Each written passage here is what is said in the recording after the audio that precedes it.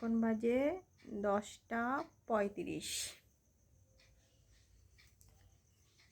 এই মশারি করাটা আমার ভীষণ বিরক্তিকর লাগে। আমি মশারি করতে একদম ভালো লাগে না। মশারির মধ্যে শুতে আমার দম আটকে আসে।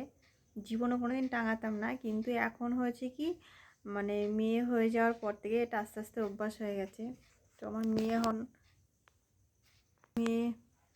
মেয়ে হওয়ার পরে যখন ফার্স্ট টাইম টাঙাতাম, এত কষ্ট হতো, ঘুমই আসতো না। আমার আর ওর বাপি দুজনের একজনেরই ঘুম আসতো না। তো আস্তে আস্তে এগুলো অভ্যাস করে নিয়েছি। এই যে, তো কারা কারা মশারি টাঙিয়ে ঘুমাও আর কারা কারা মশারি টাঙিয়ে ঘুমাও না, আমার ভীষণ বিশ্রী লাগে, মানে দম আটকানোর মতো একটা পরিবেশ এটাতে। এখন মনে হয় যে আগে যখন মশারিটা টাঙাতাম না তখন কী করে শুতাম কি জানি।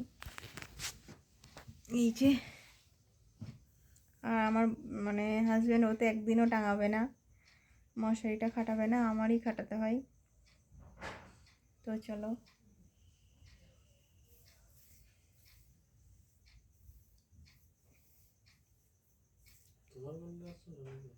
আমার গলা শুনছে। আমি ছোট্ট কাট্ট একটা ভিডিও করছি।